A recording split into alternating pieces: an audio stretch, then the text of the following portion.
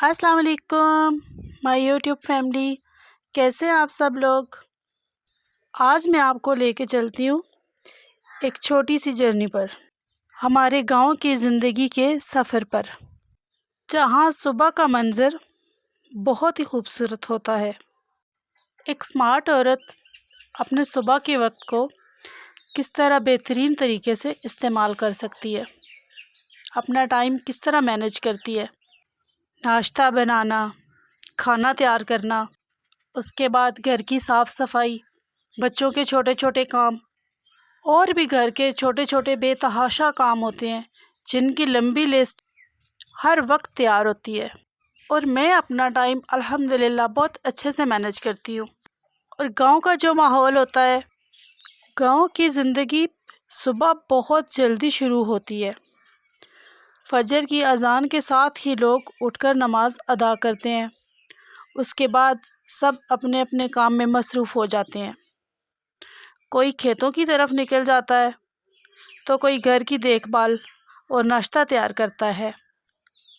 گاؤں کی صبح دن ایک نیا منظر کی ہوا سے سنائی دیتی ہے، مسجد میں اذان کی گونج اور کچے چولہے کی ہلکی ہلکی آگ جو نئی روشنی کو پیغام دیتی ہے۔ شہر کی دوڑ بھاگ سے دور یہ ہمارا خوبصورت سا گاؤں ہے، جہاں پہ ہوا صاف ہوتی ہے، لوگ سچے دل کے ہوتے ہیں، اور دن نئی روحانی تازگی لے کر آتا ہے۔ تو چلیے جیتے گاؤں کے ایک دن کی زندگی۔ یہاں کچے چولہے پر روٹیاں سیکی جاتی ہیں، مٹی کے چولہے کی آگ اوپر رکھی توے اور گرما گرم روٹی کی خوشبو، سب کچھ ایک اپنائیت کا احساس دیتا ہے۔ گاؤں کی زندگی بہت اپنائیت والی ہوتی ہے، ہر کوئی ایک دوسرے کا احساس کرتا ہے۔ یہاں پر چاچے مامے سارے اکٹھے رہتے ہیں، جہاں پر بہت اچھا منظر ہوتا ہے اور پھر کچھ برا بھی ہوتا ہے۔ کسی بات کی کوئی پرائیویسی نہیں ہوتی۔ جب عورتیں گھر کے کام ختم کر لیتی ہیں تو ایک جگہ سر جوڑ کے بیٹھ جاتی ہیں، ایک کی کھچڑ میں بیٹھا ہوگا، ایک دوسرے کی کھچڑ میں بیٹھا ہوگا، کوئی اس کی باتیں کر رہا ہے، کوئی اس کی باتیں کر رہا ہے، اور یہ چیز تو گاؤں میں بہت عام ہوتی ہے۔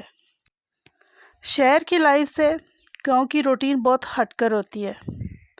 عورتیں صبح جلدی جلدی کام ختم کرتی ہیں، ناشتے کے بعد برتن وغیرہ ہو گئے، گھر کے کام فٹافٹ ختم کیے، بچوں کو اسکول بھیجا، ہسبینڈ کو کام پہ بھیجا، جو کھیتوں میں جاتے ہیں ان کو کھیتوں میں بھیجا، تو بس پھر اپنا کام ان کا شروع ہو گیا۔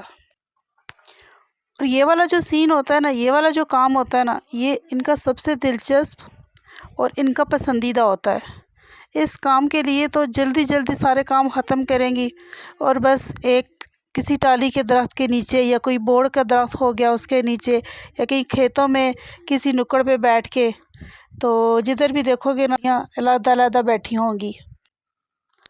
اس مقابلے میں شہر کی روٹین بہت الگ ہوتی ہے۔